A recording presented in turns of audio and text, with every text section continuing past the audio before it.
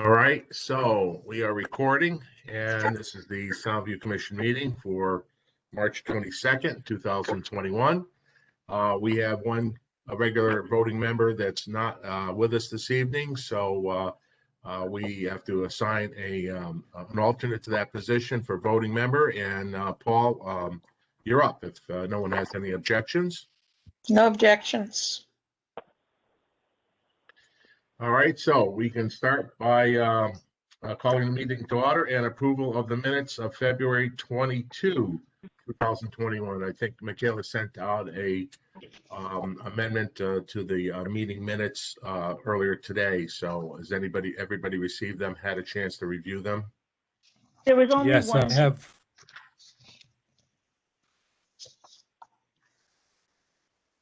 Michaela, I have one more correction. This is Paul.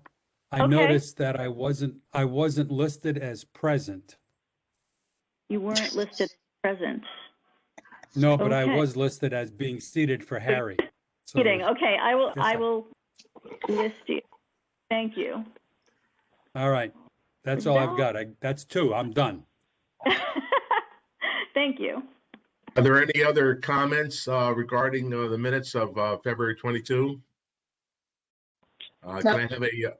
Can I have a motion to approve the minutes? So motion. Second. Any further discussion? All in favor? Aye. Aye. Frank, you there? Yeah. I'm Okay. here. Any opposed? All right, motion carries. I would like to welcome as a new alternate member this evening, Sloan Danhauer. And Sloan, are you on the call?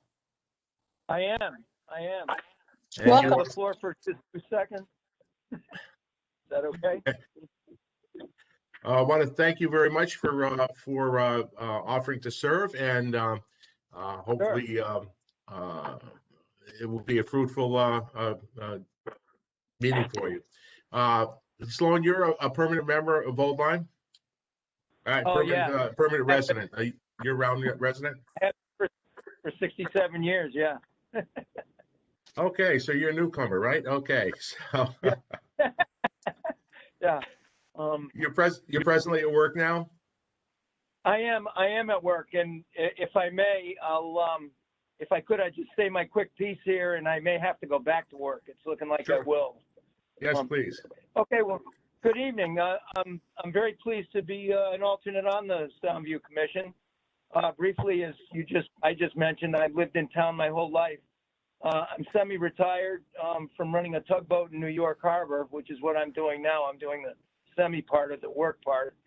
My wife is Judith Reed from town, and she's both on the Board of Finance as well as been on the Board of Ed for a long time. My son is Will Danenhauer. He worked for Dee and Jerry Valls for years at the Carousel, and probably 8 years between the Carousel and the ice cream store. And he was also a bike cop for 4 years when he was in high school. So he knows Soundview better than I do, I think. But meantime, I look forward to meeting you all in person, and I hope to be an asset to the commission. Thank you. Well, thank you very much. I hope Thank you. Welcome. we'll be in person. So. Yep, good.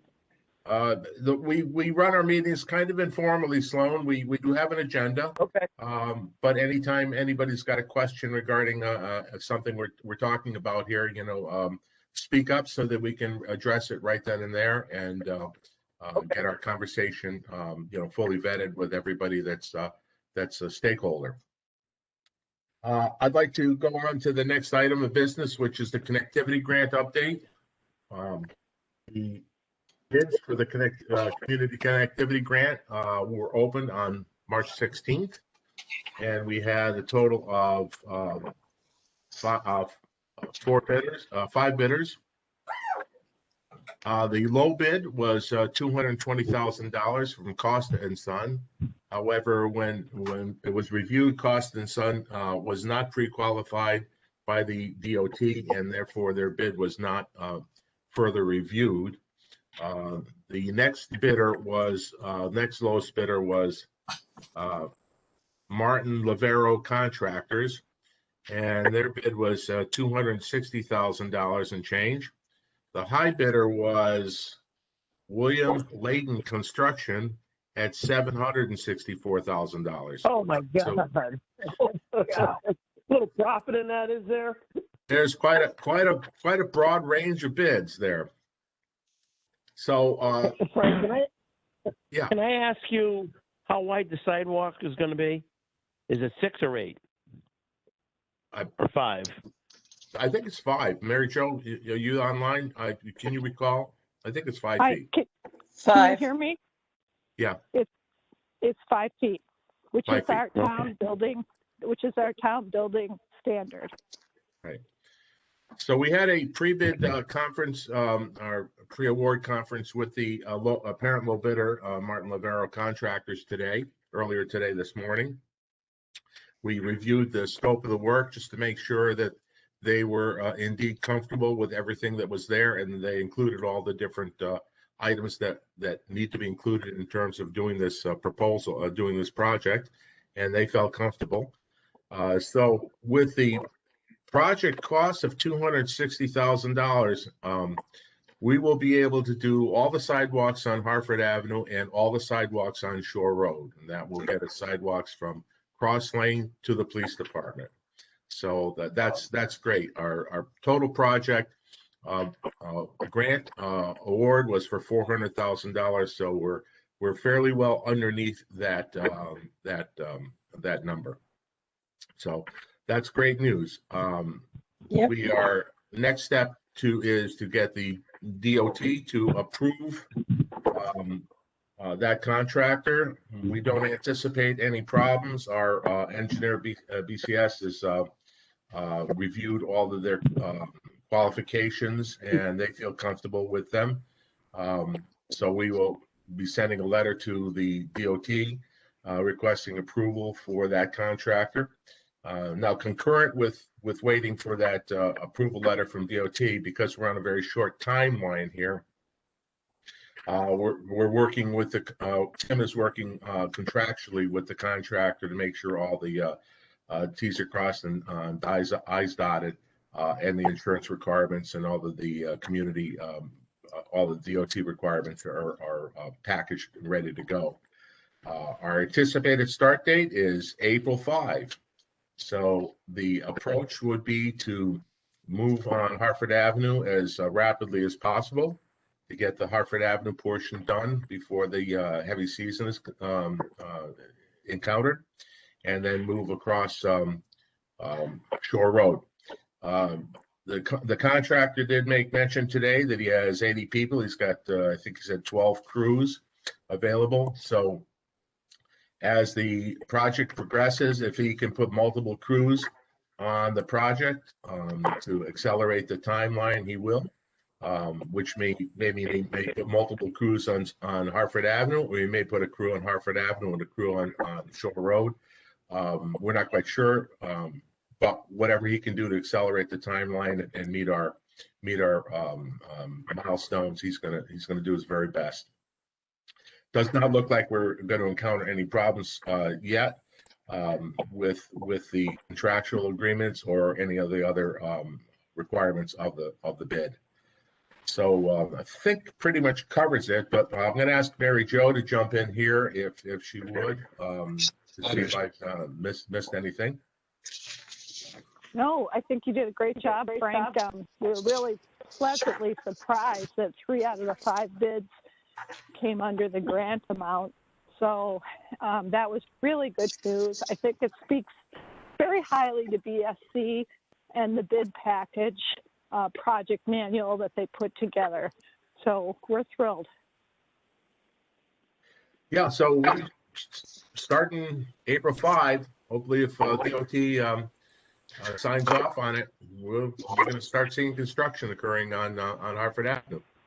So we do have just a couple of minor items on Hartford Avenue regarding some encroachments, some personal property encroachments, some fencing and things of that nature, but We're working our way through those under state statute to get that resolved. And the homeowners, for the most part, have been willing to work with us to make that happen. So, Hey, Frank, yeah, can you spell the contractor's name, Martin Lavero? I will spell it for you, but the type on this is really small. Mary Jo, Okay. thanks very much for making this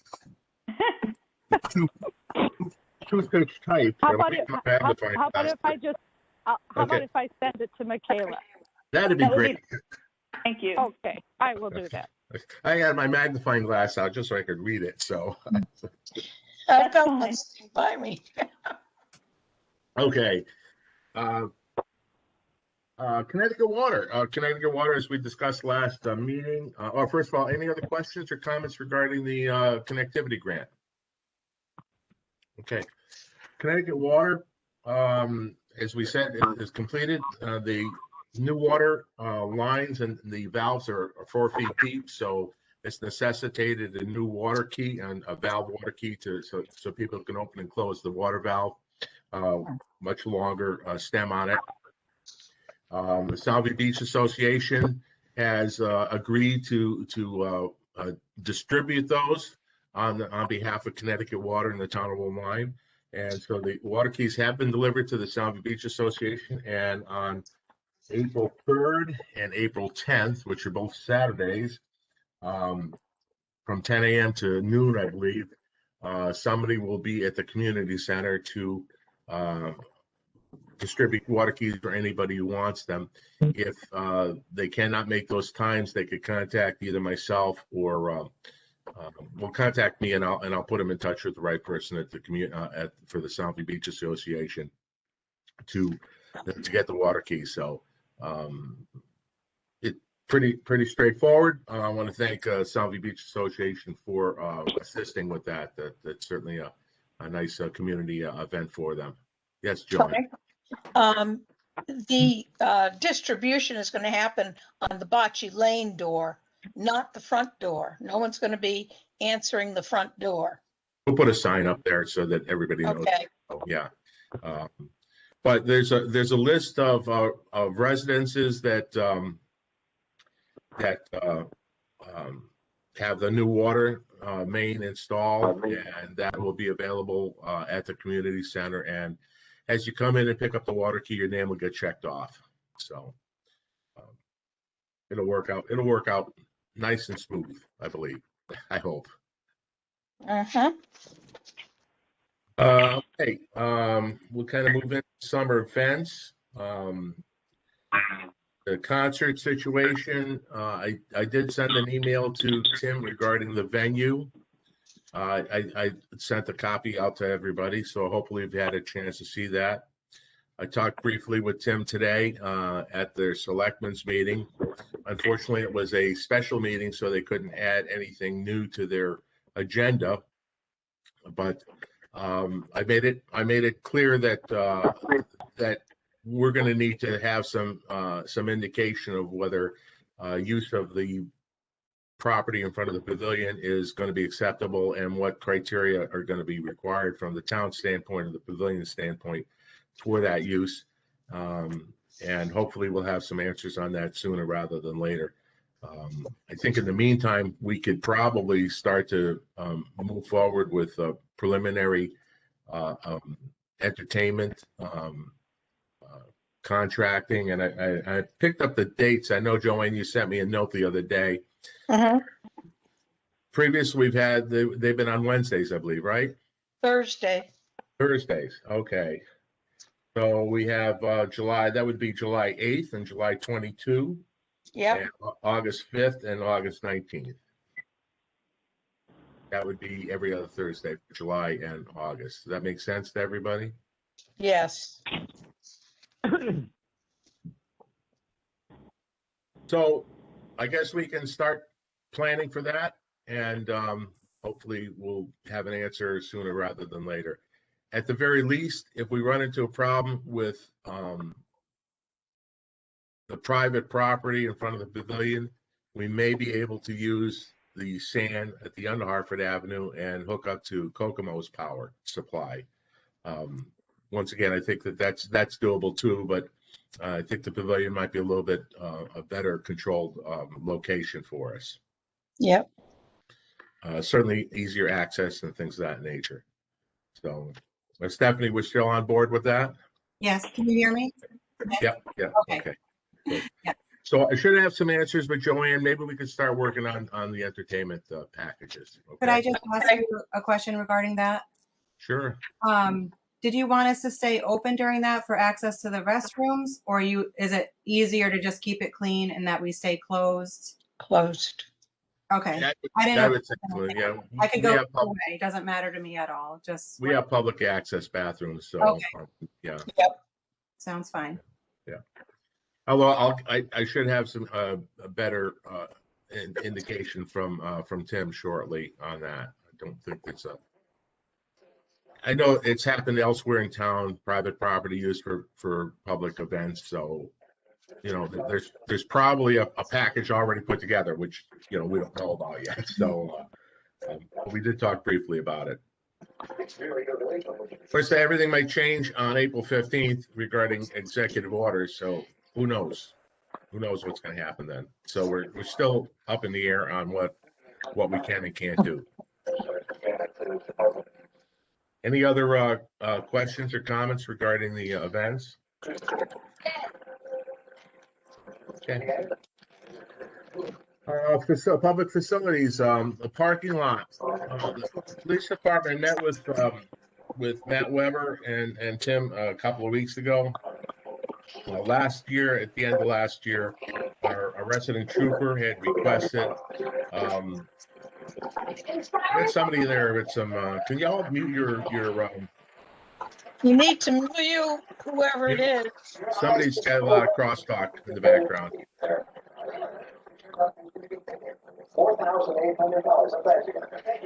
Okay, yeah. Well, let's see. I can start running around muting everybody if I have to.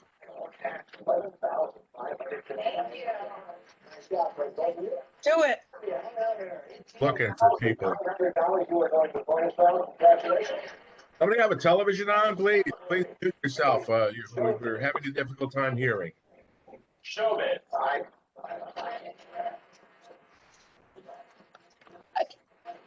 End of last year, our resident trooper had requested, had been looking at our traffic flow and some of the congestion and some of the. May lead to severe vision loss. So the National Eye Institute in 20 years. What in the world is going on here? Hey, Someone is. It's Frank, I Rose. see it's Rose. Some kind of a rose is lit up here. I just muted her, whoever it is. Good. That Okay. seemed to take care of the problem. I don't know who Rose is, but anyhow, at the end of last year, Matt Weber had been looking at the traffic flow and the congestion, and had requested and requested that an additional gate be put into the town parking lot, which would be on the Portland Avenue side. Now, you recall way back at the beginning when we did discuss the town parking lot and the new configuration, I guess about 8 or 9 years ago, that gate on Portland Avenue was part of the original package. For whatever reason, it never went in. So what the agreement was with Tim was that a new gate would be installed on the Portland Avenue side for exit only. And that would be monitored by the rangers so that cars can come in from Hartford Avenue and exit on Portland Avenue. Should we run out of rangers to monitor the exit gate, that gate would be closed and the entrance and exit would be on Hartford Avenue, just as it's always been. So that was by request of the resident trooper. He has a high confidence level that that's going to assist in some traffic control and some better management of the parking lot. Once again, with proper ranger personnel on staff over there. So that gate has been installed, and we'll see how it goes. Kathleen, you have a question? And you did send me an email, Matt, so we can take your question now if it's all right. Yeah, I didn't hear back from you, so I didn't know what's going on. But It's been a crazy weekend. Yeah, for all of us, really. I guess I'm concerned because, okay, the resident trooper asked for something, but where does the voice of the people who live there, like the people on Portland Avenue? This is a very small street. And it's like there's a parking lot right across where cars are coming out and the cars are going around. I mean, I guess I just wish that that we had this on the agenda, especially if we knew about it a year ago, so that we had a chance to voice some of the concerns that people might have. And I've heard a few myself, and I'm thinking, okay, if we're gonna, done and not really talk about it, then it doesn't seem like the people at Soundview really have a voice. And that's really the concern I have, that I have to be honest. I have to be honest with Kathleen. It was a police request. They have requested it based on their evaluation. It's really not up to the Soundview Commission to display with a police request for a. So traffic that means control anytime a organization. police requests something, it's a done deal without any input from the residents? I don't think that's right. That's all I'm saying. I Well, think we- Well, and also I will tell you that it was brought up about a year ago, and I voiced some serious concerns, exactly what Kathleen is saying. I live on Portland Avenue, and the traffic is already really congested for such a small street, and there are 2 permanent parking lots directly across the street from that exit, which constantly cause blockages in traffic anyway. And so if you have people exiting from there, and then you have the other lots across the street that have people double parking and waiting to get in, it creates a really untenable situation. So I am really unhappy about this, and that it got done kind of in the middle of the night and just appeared. I will. It was in the morning. Well, I will tell you this: the compromise I was able to achieve, okay, was that originally the gate on Hartford Avenue was going to be brought down to a single lane, and there would be a gate on Portland Avenue. The compromise I was able to achieve was that we do not reduce the size of the gate on Hartford Avenue, which gives us the flexibility that if the Portland Avenue gate is causing a problem, that it can be closed and we can revert back to the method of previous years. So that was the compromise I was able to achieve. I didn't have a lot of choice. I didn't have a lot of choice in the matter. Frank, this is my comment. It's not, I mean, I appreciate what Kayla's saying. I think there's truth to that. My issue is the process, that, you were obviously able to negotiate and knew about it, but that the rest of the people who it might affect had no knowledge that it was going to be done, whether it was in the morning or the middle of the night. We can't give it a voice on it. And it's about process to me. And that's a problem, whether it's the Soundview Commission or whoever. It shouldn't be because the police say so, then it happens. I think the people of the community should have a big voice in what happens in our community. That's my point. I agree, but we have to understand one thing, that our charter is guidance to the selectmen. And if the selectmen decide something, the selectmen decide something, with or without our guidance. We know that, but we have a Without voice. guidance. This is where our voice is, Frank.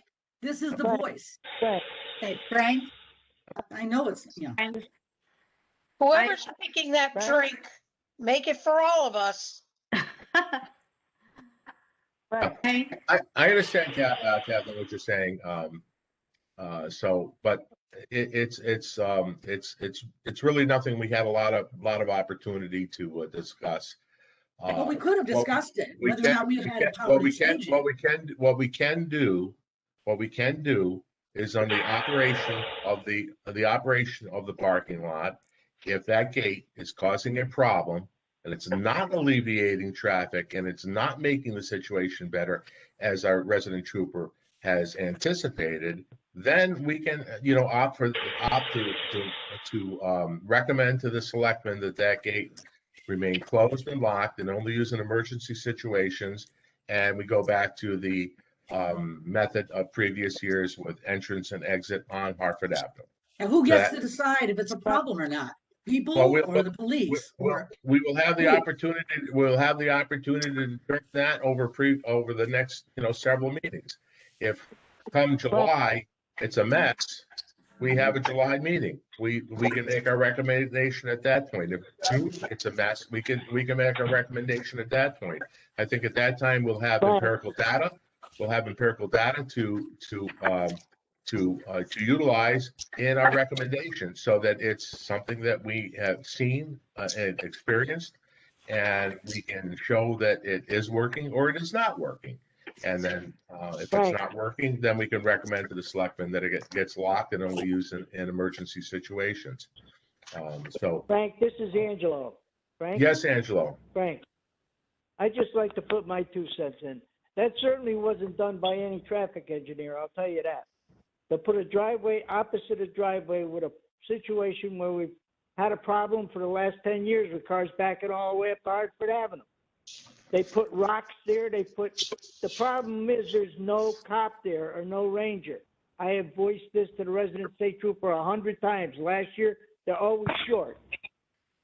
So it is a bad situation. You've got Melanguaggio with 2 driveways coming out. You've got the guy Jim next to him with another driveway. You've got in excess of 75 cars coming out there. In that little, on a 20-foot street with no sidewalks. How the hell are people supposed to walk to the beach with their kids? I mean, that was really a bum move. You know, this guy, I appreciate he does a nice job, but sometimes he moves too quick. Thank you. Angelo, both you and Kathleen, point well taken. Point well taken on both parts. Michaela did voice it a year or 2 ago when it was brought up at that point in time. I think that according to Matt, he's going to station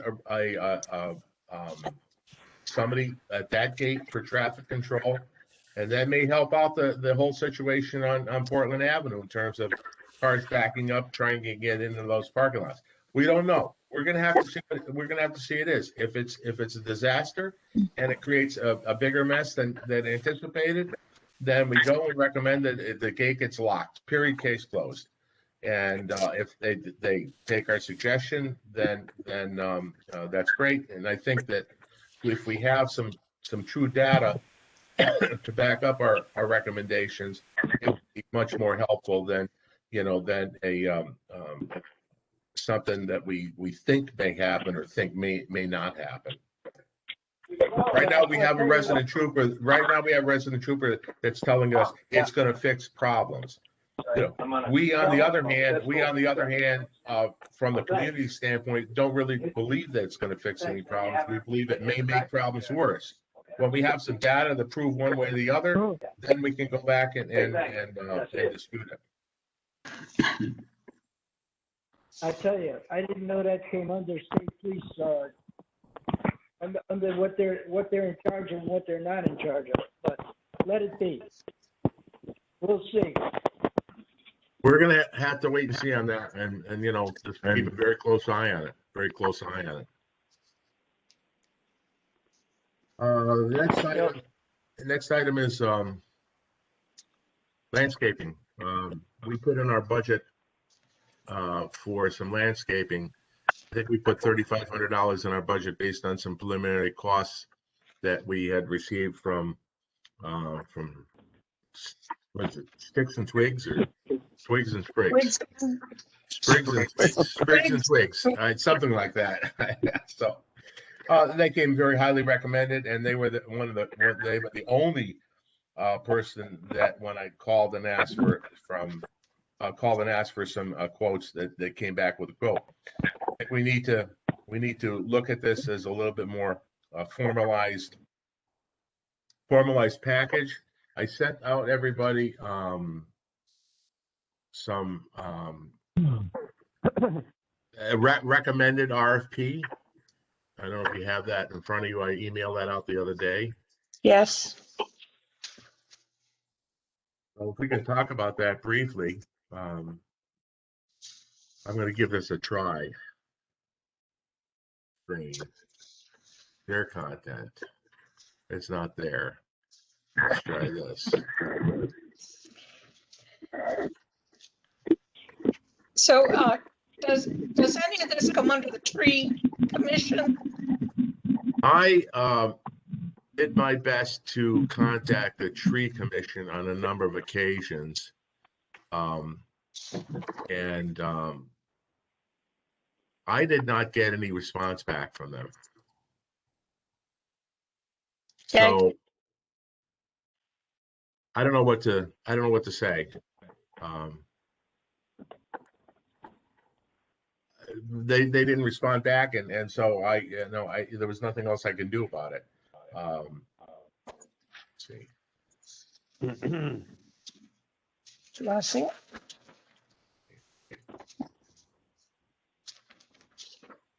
Oh yeah, there it is. How's that? Does everybody see that? You have to go like this.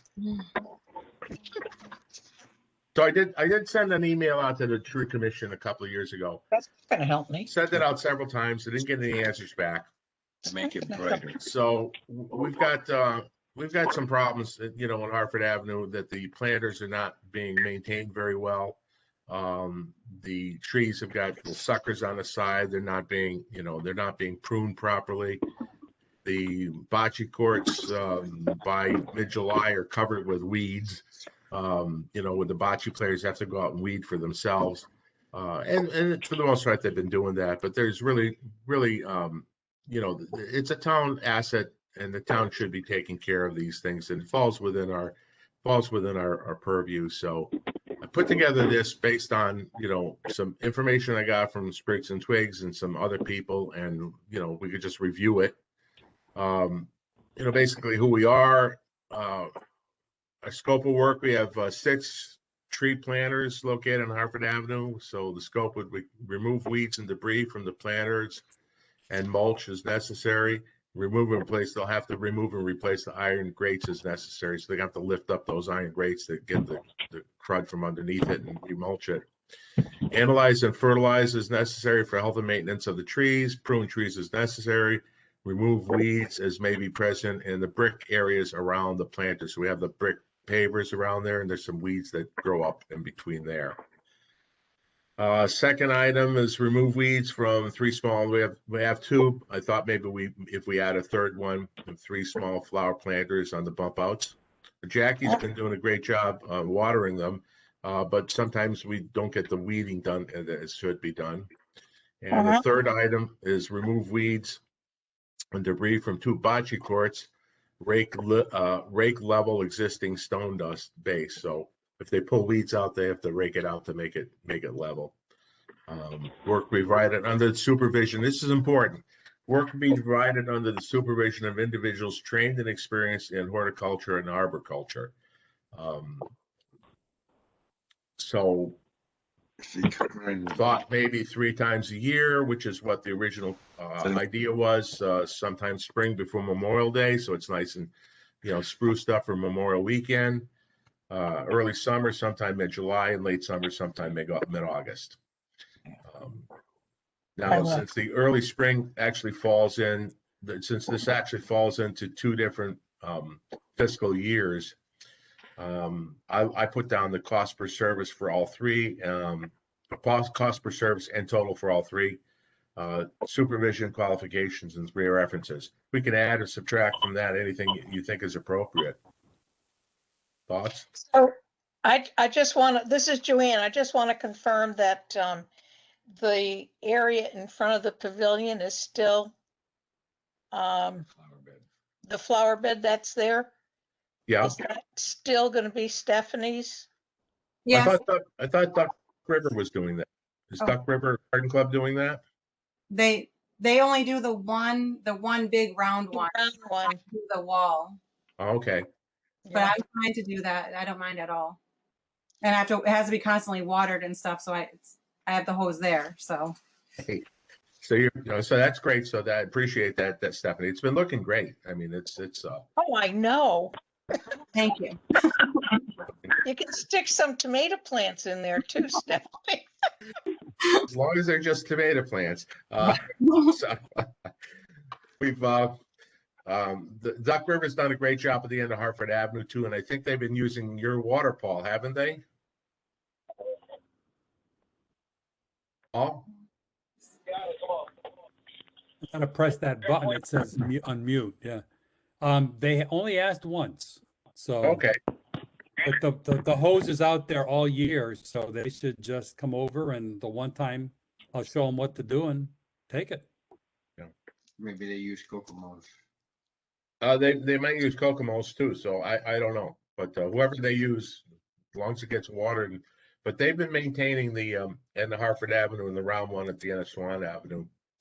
But nobody's been maintaining any of the tree planters or the bocce courts. Bocce courts have been pretty dismal the last couple of years. Lots of weeds. Yeah. Do we want to add or subtract anything from this? Maybe they buy a flag. Not that I can recall. All right, the next thing I'm going to ask for is volunteer to put this out to some local landscapers, maybe 3 or 4. Get solicit some quotes and qualifications, and we could discuss it, and then come to the next meeting with a recommendation. Boy, things got quiet real fast. Boy, I'll tell you. When he asked for volunteer, it got quiet real fast. Oh, I'm not clear on what you just asked. It kind of mumbled. I'm sorry. I'll restate that. Please. We need someone either from the commission, a voting member, an alternate, or I believe it can be somebody from the community too, working on behalf of the commission, to go to submit this to local landscapers, including the one we have the original quote from, Sprigs and Twigs, get some costs, look at their qualifications, and then come back to the commission at the next meeting with some recommendations on who can be hired. And so the quote from Sprigs and Twigs was for $3,500. So that's what we're kind of trying to work off of. Well, we know it can't. We put 3,500 in our budget, Okay. so we know it can't be any more than that. It could be much less. As we noticed, the quotes for the sidewalks were pretty broad in range. Right. When I originally asked for some quotes, I went out to 3 or 4 old line landscapers, and nobody responded. And then I actually went to Sprigs and Twigs because I know some people there, and they actually came out and looked at it and gave us a quote. So we use that as our budget number. But I think to make sure that everything is on the up and up, we solicited some quotes this year. Look at them, and it may not necessarily be the lowest number. If the lowest number, if there's no qualified supervisors and they don't have any references, we may not want to choose them. We have too much at risk here. Those trees on Hartford Avenue, can't be damaged. If they analyze and fertilize improperly, this could be a problem. Right. So, Frank, is this something that we could put the whole scope of work up on the town website? We certainly can. If we agree that this is the scope of work, we can certainly ask Michelle I could check with Tim to see if we could put this on the town website. Have you tried Colonial, Frank? Have you ever asked Colonial for a quote? They do a lot of work down in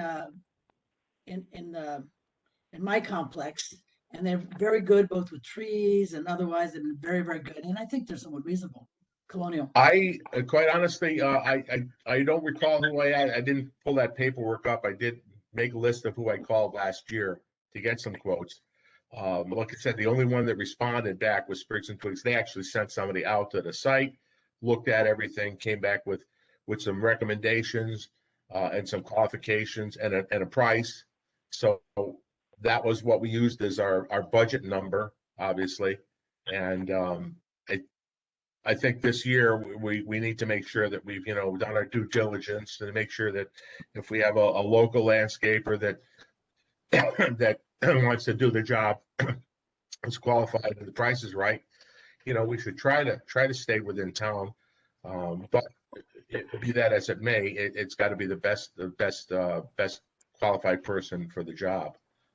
So, maybe 3 or 4 people go out to the 3 or 4 people more. We could have it listed on the town website. Right, can I help? Who just said that? It's Brian. Yeah, Brian, if you want to help, I mean, yeah. If there's no commissioner, nobody in the commission themselves that wants to take on the task. Okay, Brian, it's yours. How's that? Yay. Yay. Okay, you and I will talk. Make sure you get that in the minutes, Michaela. Cornell has agreed. Thanks, Michaela. No, thank you. Frank, if you could email me a copy of that document, I can read it better, and then we'll go from there. Kathleen, you still on board here? You hear us, Kathleen? Yeah, I can hear you. So maybe if you can get Brian the information that you just sent over, or you talked about was it Colonial? Yes, Colonial. I don't know how to get a hold of Brian. I'll send something to you and you can send it to him. I don't know how to Okay, that'd be great. Yeah, if we have anybody that's got a landscape that they work with, feel comfortable with, we'll get it to Brian so that he can solicit. I mean, they're reasonable. They've been doing, art pretty successfully for years, as long as I've been there. They do trees. They're just really excellent, and they know what they're doing. They actually, anyway, they're very, very good, and I think they're reasonable. Well, success is important. Yeah. Yeah, it'd be worth getting a quote from them. All right, Brian. Thank you very much, and you can talk with me or anybody on the commission, and we can kind of work through this thing. Okay. Thank you. All right, super. If anybody has got any thoughts on how they may want to modify this RFP, just shoot them over to me as rapidly as possible so that Brian's got something to move forward on. I'll get you a copy of the final RFP as soon as, we kind of work it out. Any other comments, questions regarding this? All right, so next item is trash can enclosures.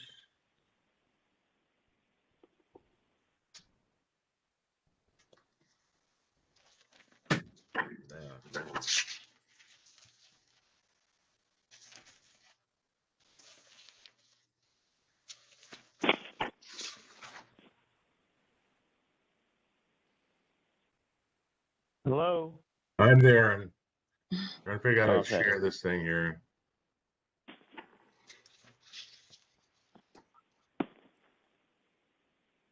That's not what I want.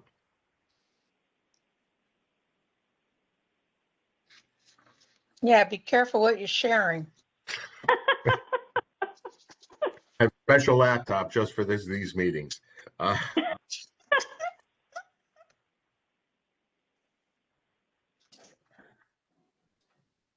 We'll try this again.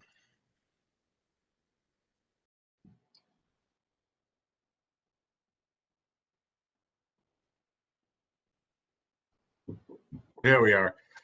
All right. So this is kind of a really funky thing here. Last year, we agreed with get some enclosures for the trash cans at the end of Hartford Avenue, and hopefully in the future for the end of Swan Avenue. Right now, we've got these trash cans lined up as a row down there, and it's really not the most inviting picture as you're driving down Hartford Avenue. If you recall, the reason we went with these real heavy-duty trash cans is in previous years there were no obstacles to prevent people from driving onto the beach.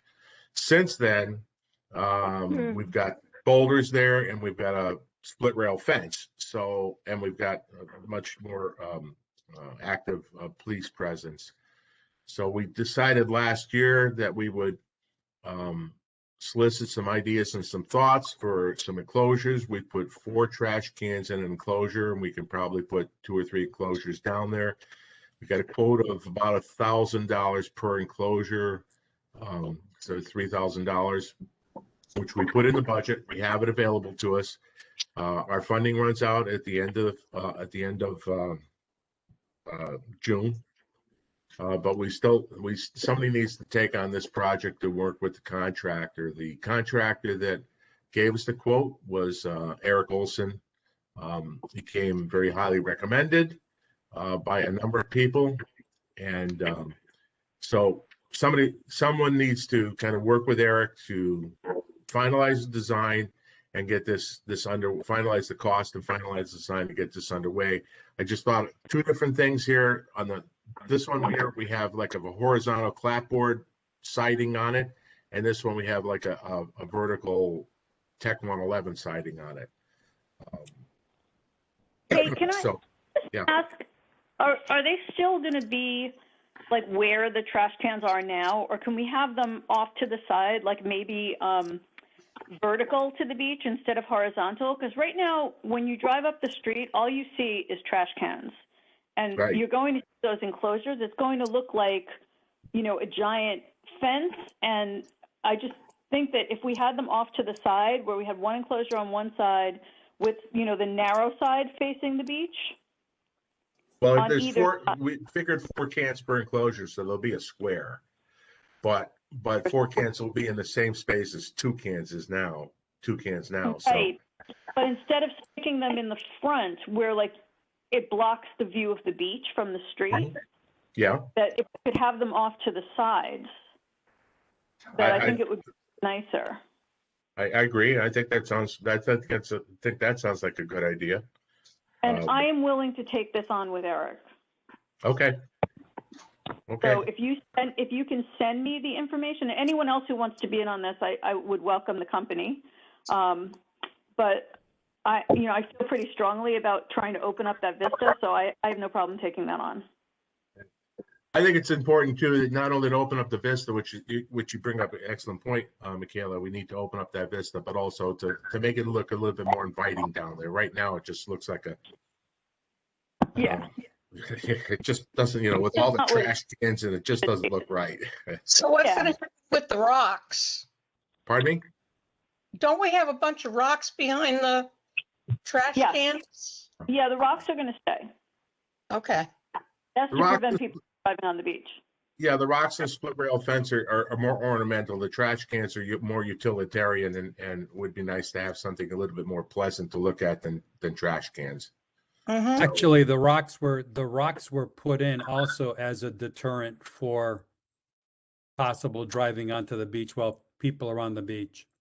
Exactly. Yeah, that happened after we bought these incredibly heavy trash cans.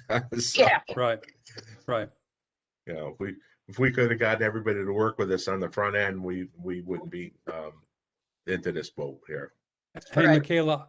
Michaela, I can work with you because Eric has been my contractor for years and years, so I know him very well, if you'd like. Oh, great. Great. Is that Paul?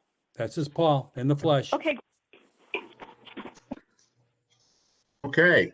What, any other comments, any thoughts on these enclosures? There should be, I think they're 4-sided, or at least 3-sided with the back opening up to the beach, maybe 4-sided. There needs to be one side that needs to be open so that they could get in and out in case they have to remove a trash can. And it's something that we could easily maintain, whether we use a natural wood that weathers, at least that way it doesn't have to be painted, or something with a translucent stain that, only needs to be maintained minimally for a number of years. What did Eric quote on? Did he quote on like a cedar, or did he quote on like a texture 111? Quite honestly, I don't recall. I think it was more cedar, but I could pull that up. Are these still going to have the domes on them? The cans will have the domes. There won't be any top on this. It'll just be 4 walls. Okay. So, we want to make it so that in the future, if we decide to go back to 55-gallon drums for, size-wise or for cost-wise, they'll still fit in there, and it won't look like a bunch of oil cans at the end of the street. It'll just be a nice looking, enclosure with the cans, with the trash cans in it. And we had figured 4 cans per enclosure, which limits the width of what we need to deal with down there. So we also need to consider what would be least likely to be graffitied as well. So I'm thinking a solid wall may not work. Unless we can have some kind of anti-graffiti material, because they're going to get tagged. Yeah. Well, they do make anti-graffiti material. They make, we could use a lattice work of some sort, and, I guess, there's a lot of possibilities, and and you Yeah. and Paul can go for it. So, So when do you need this? We need this done by June 1st or June 30th? June 30th. June 30th. Okay. Yeah. Yeah. Yeah. Any other comments? Nope. Okay, great. Okay.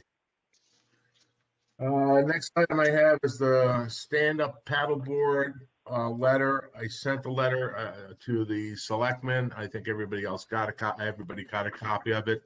Basically, it was our conversation that we had at the end of last year regarding stand-up paddleboards and their use in the designated swim areas in Soundview and Miami Beach.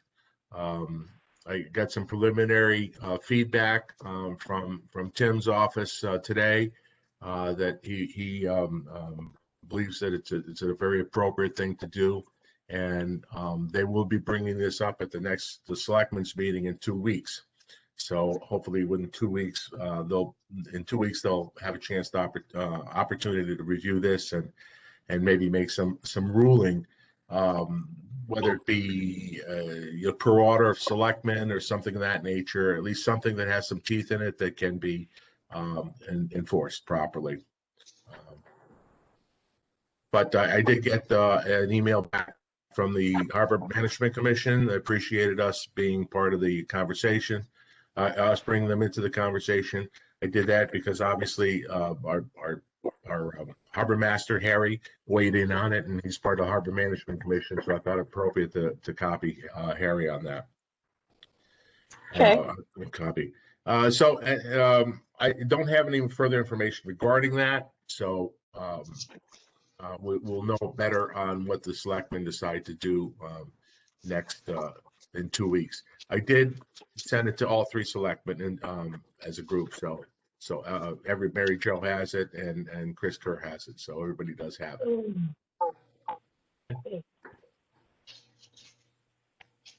Next item I have is the Miami Beach fence lawsuit. I have no other information regarding that. Does anybody have any insight? Kathleen, are you still on the line here? Yeah, I'm still here. There's no new word. No new word. Okay. We're just obviously trying to keep abreast of this because it's going to have a significant effect on how the beach is managed this year regarding any kind of COVID issues or any other police monitoring. So I can't make a ruling. The courts have to do it. And once they do it, then we'll. Yeah, well, no, agreed with that. Agreed. We're just waiting on the court. We just thought since you were online and you're the resource, I thought we'd Yeah. No. If I'd be emailing you with that information right away. Okay, super. Golf cart permit program. Paul has been working on this. We discussed last year golf carts in the Soundview area. Paul has been working on putting together a package that we can get approved through the selectmen and the public safety people. And Paul, I'll let you take it away. Okay. So I've been working with and talking with Matt Weber, our resident trooper, and Frank, you sent these out, I think. Yes, you did. I did. Yes, I did. And what we've got is we've got 2 documents. One is actually a policy document. That's the one that's titled Town of Old Lyme Department of Police Services. And this document basically establishes the jurisdiction, the policy, the authority, the conditions for the golf carts within the Soundview jurisdiction. It's from Old Saybrook. Old Saybrook went through and created a policy for their beaches about 4 or 5 years ago. So the policy is relatively current, and it does make a lot of sense. And very quickly, it talks about the jurisdiction that the Town of Old Lyme Police Commission is the legal authority as so granted by the state of Connecticut and the Charter of Old Lyme. Talks about the Town of Old Lyme Police Commission then hereby permits and authorizes the use of golf carts within the jurisdiction in accordance with Connecticut State Statute 14300G and Public Act 09187. So these are both very well-established policies within the statutes. The conditions that the town of Old Saybrook gave, and then they've also allowed their other beaches to add additional restrictions or requirements as they see fit. And that's the reason why there's a comment there that says with additional stipulations. The registration,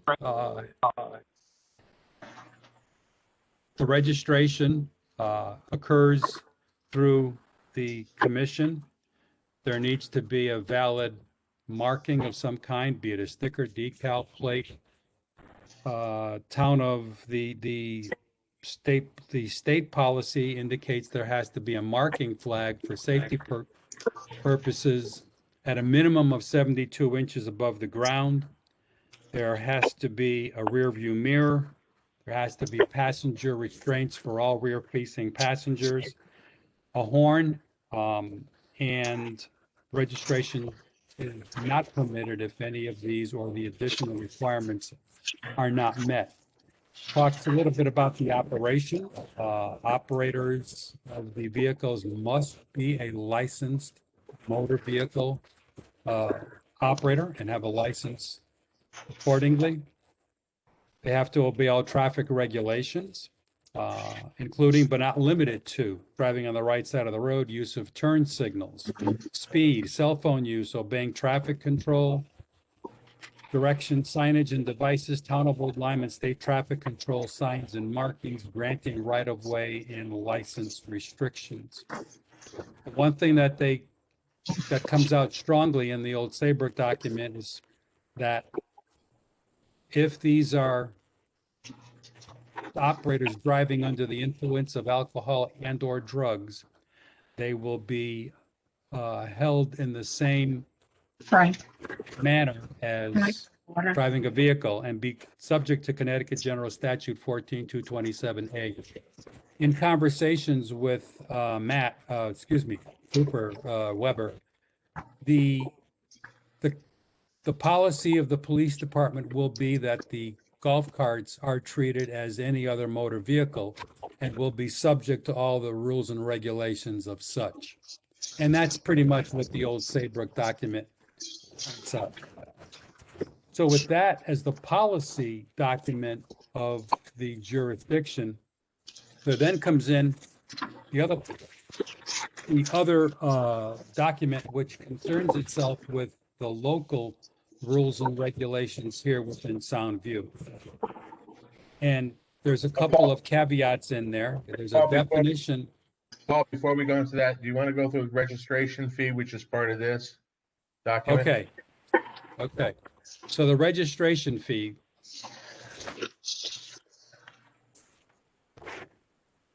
Where do you have that? That's on the, that's on, let me go back to the first document, right? Yeah, I should know these by heart. Okay, so the registration period and the fee. So the Soundview Commission and the Town of Old Lyme resident state trooper shall set the fee for golf cart registration annually. The golf cart registration shall be valid for 1 year, May 1st through April 30th.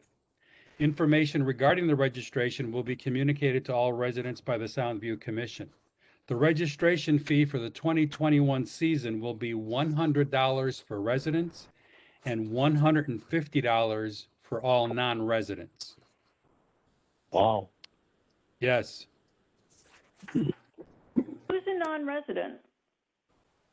From what I understand, Miami Beach, Old Colony Beach, well, they can access Soundview because it's a public beach. We can't have the same privilege. Let me see. Yeah, I was trying to be the same privilege of using it over there. So if they're going to use their golf cart within our jurisdiction, they must be registered in our jurisdiction and they must pay a fee of $150. Right now, that's the annual fee. Oh, I see. Okay, thank you. Okay? I'm not sure that that is legal, to be honest with you, because they are also residents of the town of Old Lyme and are taxpayers in the town of Old Lyme. The Soundview's jurisdiction is a town street. So we may not be able to discriminate between Soundview jurisdiction residents and non-Soundview jurisdiction residents, but Right. so that may not be able to. That's fine, Frank, but I know that Trooper Weber will most likely take this. There's going to be a planning meeting in mid-April. So we're going to take this to the town. I'm sure the town will go through it and make sure that it's totally legal in whatever we do. So, but that really that stuck out to me as being an extremely well-written document by Old Saybrook that really starts and maintains the control. Yeah, I think that there is an argument for maybe equalizing the fee, possibly, but you can Sure. definitely require them to be registered in the Soundview district. Like their Miami or Old Colony registrations shouldn't just carry over. Absolutely. Oh, definitely not. Definitely not. Absolutely. There have been, I've been notified that there have been sales of a couple of golf carts within the jurisdiction. That's not including mine, but there have been a couple of sales, and the sales have actually been to, one is an individual who purchased a golf cart for his 90-year-old mother to get to the beach. The other, I believe, is a elderly. Well, you know, I'm elderly too, but for a more senior couple. So they are coming, as are electric vehicles, but I think to maintain control, to get out in front of this immediately, is what we need to do. And there's a second document, and I guess you can read these, but oh, there it is. Up on the I board. just put it up. You just put it up. Okay. So very quickly, this defines what a golf cart is. There's no extension of that. It can't reach speeds above 20 miles per hour, and it cannot be modified. It must be a stock golf cart vehicle as used on golf courses. You cannot interpret that to any other recreational vehicle, such as a Polaris or an ATV or the speed and noise machines. Those are not and will not be allowed. The second area that's listed underneath there, it talks about responsibility. It talks about what the I can't read it there. It talks about the restrictions that are put on a owner of a golf cart, what he's required to have. And one of the biggest things that I, in my data mining here, came across was that as an association, we must ensure that all registrations and all owners of golf cart vehicles sign a hold harmless agreement against the Soundview Association, its directors, assignees, etc. So that in case of any damage that's not covered, they must also carry liability insurance, and proof of that will be required. But most importantly, what I had gleaned from a lot of my my data mining was that a hold harmless agreement was paramount in these registrations. Continuing, the registration is on an annual basis, and again, it's a completion of a form, a release of liability, that's your hold harmless agreement, proof of liability insurance, and payment of the annual fee. And that's for owners of golf carts registering in the Soundview jurisdiction. We go on further to talk about inspection annually. These vehicles, golf carts, will be inspected by the Old Lyme Police Services. That could be their officers, it could be the rangers, or it could be the designees. The designees appears to be pointing towards me. So, but let's talk about the golf carts and what they must be equipped with. They must be equipped with headlights, brake lights, turn signals, the passenger restraint systems for all rear-facing passengers. It must have a windshield, front and rear reflectors, a rear view mirror, and an ID plate or decal and flag that's issued upon a successful inspection. Those are not inordinate type restrictions. All golf cart vehicles sold today, new vehicles sold today, contain all of those items. The older vehicles, for a very minimal amount, have kits that can provide all of that data onto the vehicle. So those aren't inordinate restrictions. Operation is restricted to operators with a valid and current motor vehicle operator's license. There are no learner's permits or no children involved. Our public safety officers will take care of that if necessary. There must be adherence to all state and local regulations in accordance with the state statutes and the Public Act 09-187. The operators are held fully responsible for any and all damages. This is kind of the area that I was referring to. Responsible for any and all damages that are caused by the use or misuse of the golf cart by the operator or their guests. The owner of the golf cart, as noted in the registration section, will be required to sign a release of liability, the hold harmless, document by the Soundview Commission and Town of Old Lyme.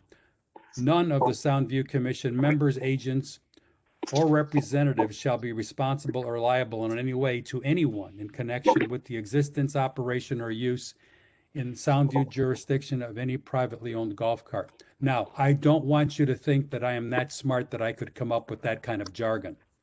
That was gleaned through several golf cart, private country clubs that maintain carts within golf cart communities.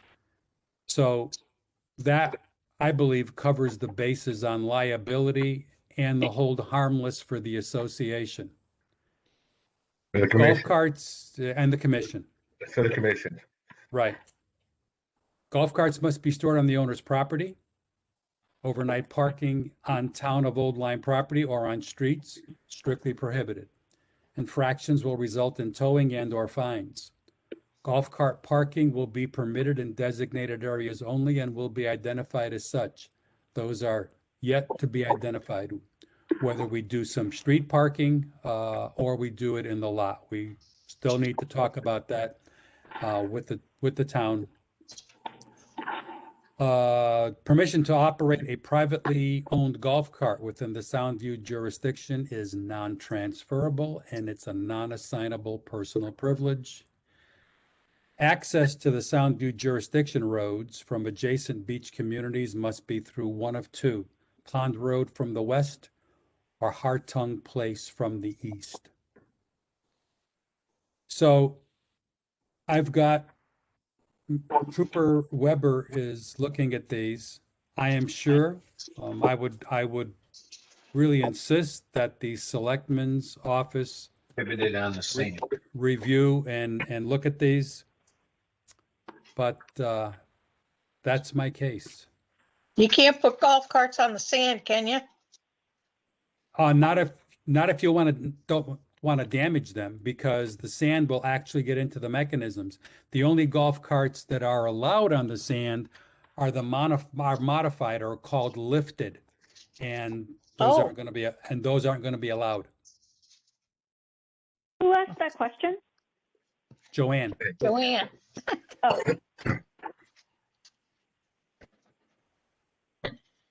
So Comments, guys? yeah, That sounds good. I have a comment. About 10, 15 years ago, we had a really big problem with golf carts at night. And we all know that we don't have any police protection at night after, say midnight. So when there's, a group of kids driving around, and by kids, I mean like 25-year-olds, driving around drunk on golf carts like they used to do, who's going to police that? Call has to be made to public safety. Right, but And- as we have an issue getting public safety down here. So is there a way to ensure that if this program really causes the trouble that we used to have, that we can rescind this and like maybe take these privileges away because, or get them enforced better? Because I'm really concerned that right now we have such a problem getting any kind of police down here for anything that, especially in the middle of the night, like after the bars close, there used to be just constant marauding up and down the street of golf carts. And I really don't want that old days. Like, it's nice to say, like, oh, it's for seniors and all that. And I really understand and appreciate that. But I just don't know how you police something in the middle of the night, which is when the problems usually occur. Right. And Michaela, and honestly, the problem we have here are the scooters. The scooters are so noisy at 2 o'clock in the morning. Yes. That's our problem. It's not golf carts. When you see the people driving the golf carts, and I've seen them all winter, these are senior people driving these carts. I understand in the summertime there's a difference, but Trooper Weber is committed to being a strict enforcer of these rules. And hey, listen, I totally agree with you. If it's not working, we've got to figure out how we make it work and how we get that protection. Truly. What about hours of operation? Limited hours. Like, after 2 a.m., you shouldn't be on the road. Well, that may be something that at some point in time, if we find out that the program is not functioning properly, we may want to look at some limiting hours. But once again, if you can't enforce the problems that exist, limiting the hours isn't going to change it because you can't enforce the limited hours. So you're best off just figuring out how to enforce the rules and regulations as they exist. Right. More rules don't seem to change anything. Let's figure out what's gonna work out best. I think that Paul's right. We have a resident troopers very committed to this to making this thing program function properly. And he's committed. He has said over and over, a golf cart in his eyes is a vehicle subject to all the same rules and regulations. Yeah. And I do think that there's a need, as people have gotten older down here. Not me, though. But I do think that, Paul, you've done an excellent job of putting all this together and pulling it together. So hopefully, it'll help Matt kind of gel it, make sure that he's covered all the bases.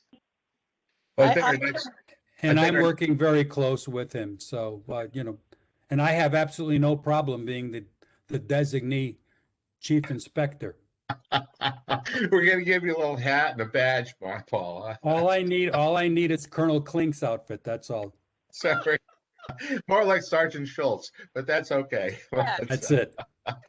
I mean, I think it's great. You've really, really done your research, Paul, and the documents look terrific on paper. Just having experienced what actually goes on once something is allowed, I just have some concerns because we really have a problem getting police down here at night. And there's also a concern of, a lot of times you'll see like small kids, like sometimes you see like an 8-year-old driving a golf cart. Now, when a police officer stops a golf cart and there's no adult in sight, what happens? We just need to make sure that we have these situations in mind so that when they arrive, we're not surprised by them. Right.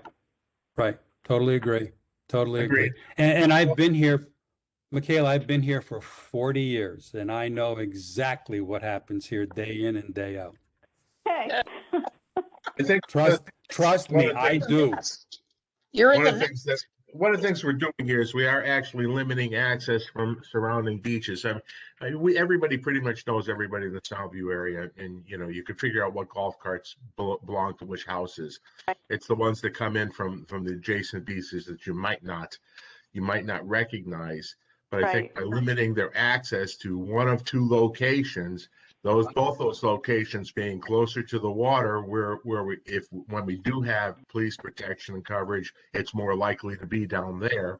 I think that we have a better chance of catching people that are not abiding by the rules. But I think we all agree that we need to be close, vigilant in making sure this thing functions properly. But one thing we may want to do is, Paul, and as we work through this with Matt, have him, or we can, on ourselves, is go to some surrounding communities that may have encountered some problems and see how they've resolved them.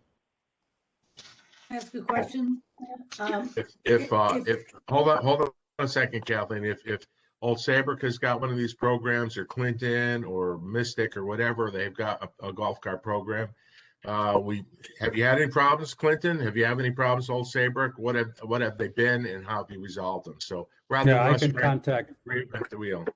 I can contact Old Saybrook, please. Yeah. Great. Okay, Kathleen, you had a question.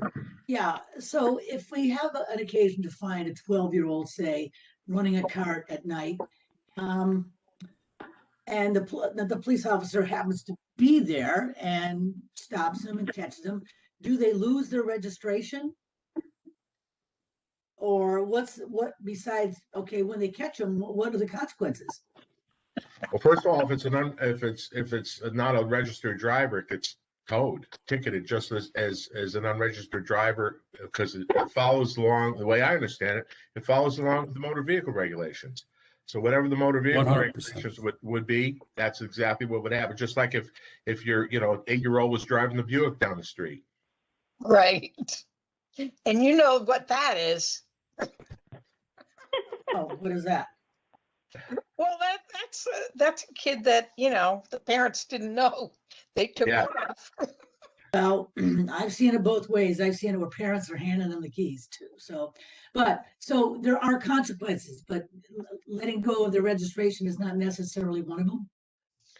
No, but some serious fines are there. I would imagine the fines are pretty stiff. I think if somebody's got an unregistered motor vehicle, or a motor vehicle operated by a minor or somebody without a license, I believe the fine goes back to the registered owner of the vehicle. Absolutely. So Right. yeah. Oh, if a particular vehicle that belongs to a particular family has multiple violations, and they have no problem paying the fee because, maybe they have an unlimited resource in that department. Is there any point where we're going to say 3 strikes, you're out, and take the registration away? I mean, is there any point? I think that's probably more of a police matter as to what they want to do, but certainly you bring up a good point. Excellent. Yeah. I don't know what the answer to that is, but maybe we can once again ask other communities and see how if they've encountered this and how they've dealt with it, and what the traffic regulations are regarding that. It may go points against the license too. I don't see, for example, most people getting fined and most people having a problem, but I do see a particular, family or particular group that may be problematic again and again and again. I don't know, maybe I'm wrong, but. No, you're not wrong. You're not wrong, Kathleen. That's very, I think that's a point that I'll bring up with Trooper Weber. Yeah, that is a police matter. That's a good one to bring up. But Kathleen brings up a good point. I mean, if you've got somebody who's, got unlimited resources and really doesn't care and thinks it's cute, well, something has to be done to stop that immediately, especially after 2 or 3 infractions. Okay.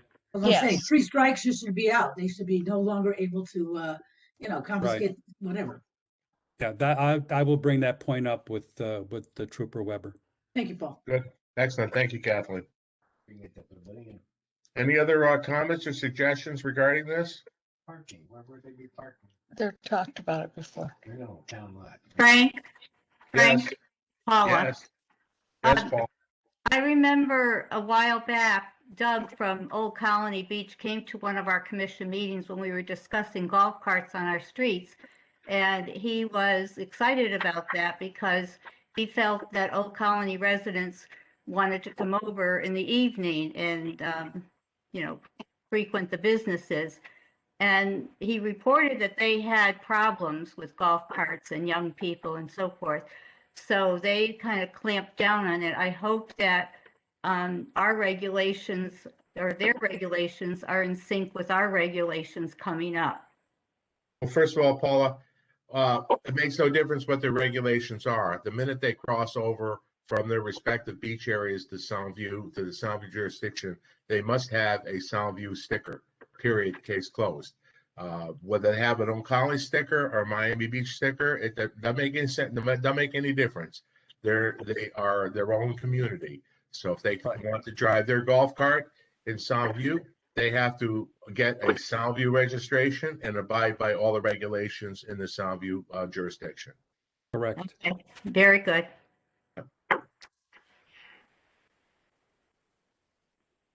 Any other thoughts, questions, comments, whatever? Next agenda item. Yes. Okay. Geez, how's that? You want to move this right along, huh, Paul?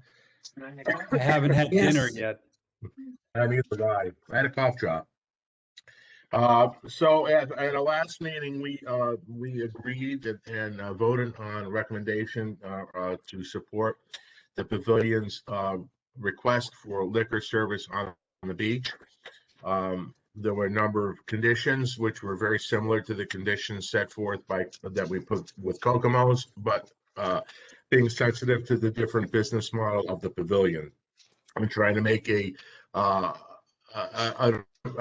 agreement that functioned for everybody. Once again, this would be our support for the pavilion. They would still have to go through all the hoops that would be required for any liquor service, which would be zoning board of appeals, whatever, liquor commission, and I think finally signed off by the selectmen. After our last meeting, I got an email from Frank. I sent you all the text. I think it was actually from Stephanie through Frank. It says, we're glad they get some fencing options together. Now they've had a chance to go over some of the provisions with Stephanie. I do have a few reservations. We are happy to configure the parking lot. There are currently curb stops for each spot. We will make sure they are properly lined and freshly painted, because the dirt sand surface of the lot lining the parking spots would be an impossible task, but the curb stops should be adequate. I'd like to take this like one piece at a time. First of all, the town parking lot is a gravel lot and it's lined and it functions properly. All the private parking lots are either gravel or grass and they're lined. So I don't see any reason why you can't line the pavilion parking lot. These lime of some sort, but we can kind of look at that separately. The second item is my reservations is with hours of outdoor music. We rarely have music past 6:30, but would like to keep the option open until 8 p.m. It would be for a special event or private party that this may be needed. Requesting that option of outdoor music open till So thoughts?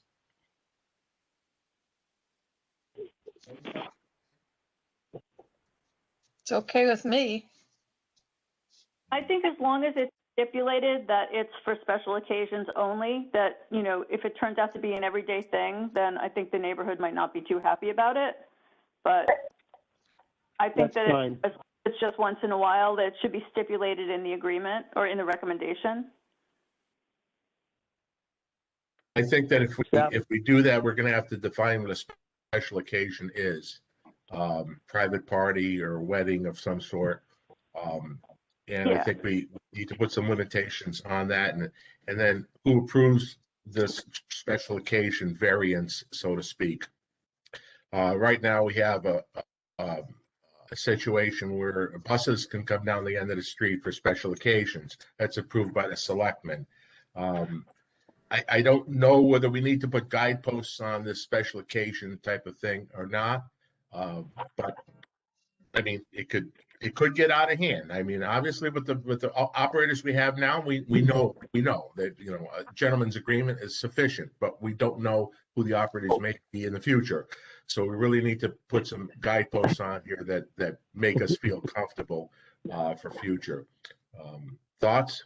Frank, if I could just help you Frank. feel more comfortable. We have pretty strict noise ordinance in Old Lyme, so that's been the parameters of why we don't have music after a certain time, because the decibel level has to be met at certain times of day. Currently, the noise ordinance is from 7 a.m. to 10 p.m. But you could have a band at 2 in the afternoon and have the same band at 9 o'clock at night. And it's going to be 10 times louder because of background noise and such. The town already provides for what can happen. And, you know, no, like 10 o'clock at night, the band is ridiculous. It'd be so loud. And so You'd have an uprising on your hands, Stephanie. No, I wouldn't do, I mean, I don't think anybody would do it. You would be breaking the noise ordinance. Even if you had a band at 9 o'clock at night, you'd be breaking the ordinance because you would go over the decibel level naturally. But on a full beach at 2 o'clock in the afternoon, it's absorbed by bodies, people. So like I'm happy with 8 o'clock because I'm just saying we probably would have a solo acoustic, but if some other owner, they would be breaking the noise ordinance. It would just naturally happen. You could not have a full band out at 8 o'clock at night because you wouldn't have the bodies to absorb it. There'd be a dull around the beach. Frank, you could just, excuse me, we could just stipulate to that, you know, as long as it's owned by restaurant consultants and Frank Murata, you know, and then, you know, it changes hands and someone wants to, you know, we can do that. We just don't want to have our hands tied and have to go to selectmen. I mean, prior with that bus ordinance, it took over a month to get an okay sometimes. So we don't need to have our hands tied on that. So if we we've never abused. We've been a good neighbor. We really have. We haven't done it. So don't hold that again. We're not holding anything against you, Frank. So, no, but if we were to stipulate private party, private function, okay, and as long as it's being operated by Restaurant Associates with Stephanie as the permittee. This is what do you think? Can I vote? Sure. Whoever said that? Who said that? Frank wants me, Frank. No, you have to recuse yourself, Frank. So nice try, though. I vote. Go ahead, Joanne. I think Frank's been an excellent neighbor. So that's a yay. That's a yay.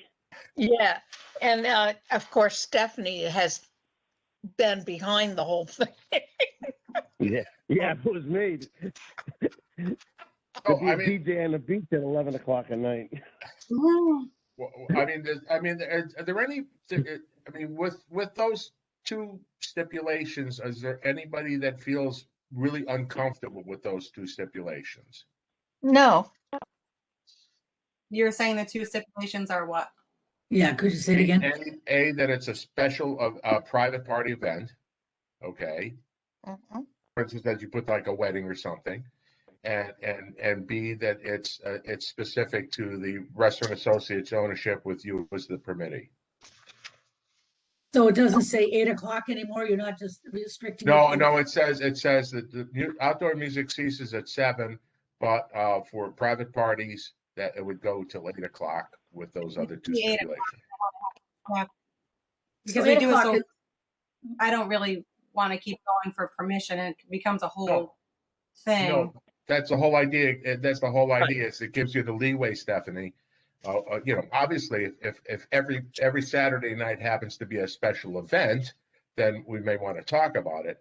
But currently, I could do it now. So I'm like, we have to weigh some things, like how important is it to serve alcohol on the beach versus giving up something I have a rehearsal dinner scheduled. If they want to have an acoustic guy, I don't want to have to go through an act of Congress to have an acoustic guy for this, you know. Understood completely. So we can kind of, I think we can work around that with some, generalized stipulations.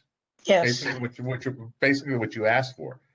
But, just with the fact that it's not that you're going to have an open bar until 8 o'clock at night with a big band out there, Right, because then naturally we'd be breaking the noise ordinance. Right. Anyways, we'd be in trouble on multiple levels. Was there someone else that had a comment regarding this? All right. Is there any commission member that feels strongly against this? All right, then if it's all right, then I'll write up something and get it out to everybody to review in the next couple of days to make sure that we're all in sync with the wording. As far as the line parking lot is concerned, I think that that's something that I feel strongly about regarding overparking and proper parking lot control. I really think that you can line that parking lot adequately as every other private parking lot owner in the old line in the Soundview area has done.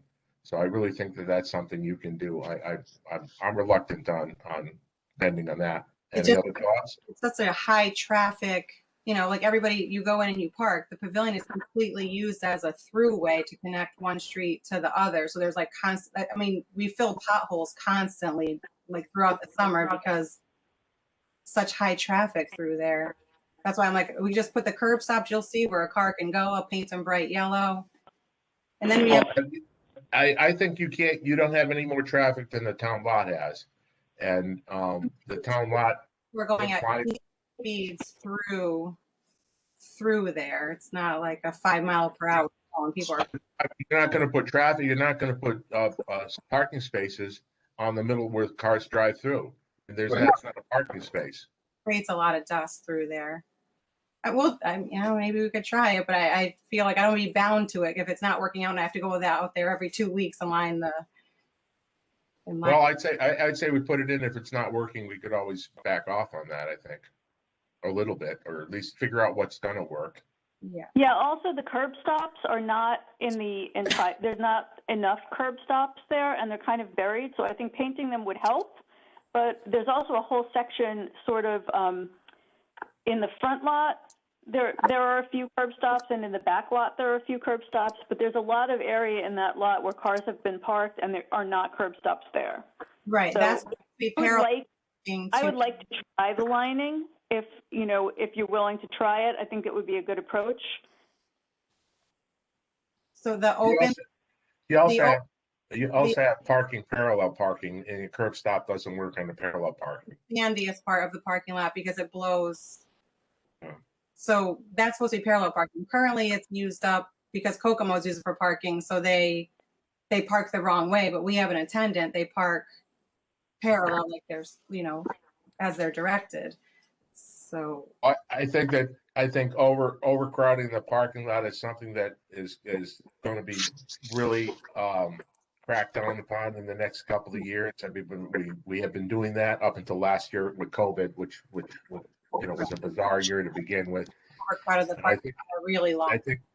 I think it would be incumbent. I think it would be prudent for us to try these lines. We could check with some of the private lot owners to see what they use. Check with Don Bugbee, or the town public works, and see how he lines them. They don't line them that frequently, and they do hold up quite well. So something we should talk about. I've seen them off twice this season. Any other thoughts? I just want to mention that the parking lot, I believe, does it twice a year. I think they do it once a month, actually. They do it at the beginning of the year, once in August, once in July, and once in August. So I don't think it's a really onerous requirement. Well, that goes underwater, so that's why they have to do that. Well, we can try it. We'll see how it goes, Yeah. Okay, I'll write something up and get it out to everybody, and hopefully we'll be able to submit a recommendation to the selectmen, and then they could then actually we'll send a letter to Frank and Stephanie, and then they could use it however they see fit, which is how we've done in the past. So the request came from them to the Soundview Commission, so that we actually send the letter back to them, and then they can utilize that with zoning or with whoever is appropriate.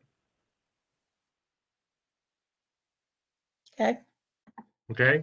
sounds good. Okay.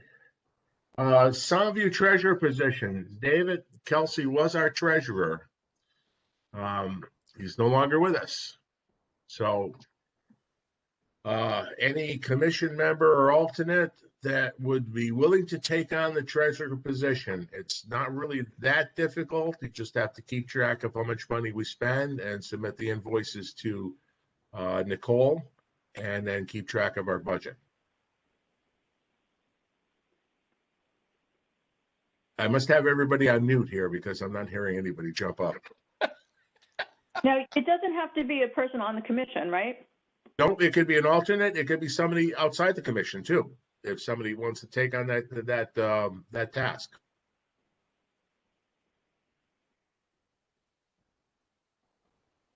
Sloan, are you mute? I just want to make sure that you're not muted there, Sloan. Poor guy, it's his first meeting. I'll tell you Driving what. a tugboat, leave him alone. Well, we don't have to answer this question tonight. We can think about it and answer it at the next meeting. So would appreciate it if anybody has any questions about what it actually entails, I'd be more than happy to bring them up to speed. And Call me. yeah, and then we can take it from that point on. So we can decide on this at the next meeting. Okay. All right. Any other business from the commission members? No. Open it up to the public. Any other business or public comment? Frank, can I make a comment? Hold on. Kathleen. Kathleen, okay, fine. I got 2 or 3 boxes lit up here. I wanted to make sure I got the right one. Put cameras at the end of the street. Okay, go ahead. I do believe that, people, sign up to be on the commission, they get voted to be on the commission. And I believe that the commissioners should take responsibility for the leadership, meaning president, the treasurer, secretary of the commission. I don't think it should be left to people outside the commission. I think the people on the commission should take that responsibility. I hope that people will take that seriously. Well, thank you very much. I think we all do. It's just a matter of time sometimes. So that's why we kind of open it up. If anybody beyond the commission has got the passion to do so, then they can. But if you're going to be on the commission, you're committing to the time to do it. That's my point. Appreciate that. Okay. Any other public comment? Thank you, Kathleen. Any other public comment? Yes, this is Colin Yankee. I have 2 items. One is on the golf cart regulations. Are we looking at requiring street legal lighting kits on those? Yes. Okay, because there was a discussion of at night. And of course, if you're at night, you really want to make sure you have street legal lighting. Right, that is correct. Great. The second item has to do with the alleys between Hartford and Swan and Hartford and Portland, because you had talked about landscaping. Those have not been getting maintained by the town. I have had communication with the selectman's office, and they basically said, yes, that is the town's responsibility to do the maintenance on those alleyways. Is there something we can do about that? Yeah, we can go to Public Works and see what it's going to take to get that done. It's it's been a challenge every year. It's been the same question every year. I will, Colin will do our best. Yeah, no, I to get understand, some because I answers, know yeah. I mow, a hunk of Portland. I've gone through, I wiped out a John Deere. So that'll give you an idea of what you run into in those alleyways. What I was wondering is, since those are right of ways for the public utilities, I mean, shouldn't there be something where maybe we can charge a fee or something like that for them to have the right to that, use that right away, and that money is used for maintenance? There's actually, to answer your question, and I don't have all the specifics, but the deeds to the alleys are specific. And Michaela and I've talked about this, and Michaela's brought this up in past years regarding who those alleys are actually deeded to. So maybe we could look at that. Owned by all the property owners in Soundview. So like if your house abuts on the alley, you own, it's like kind of owning like a co-op, right? Or a condo where like you don't own the piece of that land, you own the right to be on it. So really no one owns it, they're collectively owned. So even people who don't front on the alley have a right to be on there. They're publicly transversible, and they need to be maintained and kept open for public access, but they are owned collectively by everyone who has a Soundview property deed. It's a really archaic and crazy thing of the town doesn't actually own them, but the town maintains them. And also, I just want to say that with the town, it's either all or nothing. Like either they come in and they clear cut everything and they destroy people's shrubs and things where they go onto people's properties, or they do nothing and it's a complete overgrown jungle. So, I mean, they really need to get it right. And I don't know what the answer is, but we've been fighting this back and forth for years. So. Yeah, because they do come in. I mean, the town You can mention it. in to take care of the fire well, right, on Right. Portland. And And Right. yet they totally ignore other properties that the town, I don't know if they mow the bocce court or not. Yeah, they do mow they mow the bocce court. Sometimes we have to make several calls for them to do that, but they do that. Town parking lot. I can't imagine that to run a mower down those two alleys takes all that much effort. So I'll talk to Ed again and see what I can do about getting it on a schedule. Speaking of the alleys, I just want you to know that also what's been happening in this past year is that golf carts have been traveling up and down the alleys. Behind your house. Anyway. We may want to put that in our regulations that the golf carts don't go on the alleys. Trooper Weber put a stop to that. That was Kokomo's. They were running back and forth up the alley to their parking lot. Trooper Weber put a stop to that and told them to start using Swan. But that was Kokomo's. Oh, okay. That was a whole bunch of different people. Well, thank you very much. Every run was different. Yeah, it was. Well, thank you very much. You guys do a great job. So thank you. Any other public comment? Any other public comment? All right. I have a motion to adjourn. I motioned. Second. Paul, second with Joanne. All in favor? Aye. Aye. Aye. Thank you very much, everybody. I appreciate it, and thank you for the public for coming down and viewing and giving us your thoughts. Thank you, Our Sloan. very best. Thank you, Sloan, and thank you. welcome. Thanks, everyone. Bye now. Bye. Stephanie, I'll be in touch. Okay, sounds good.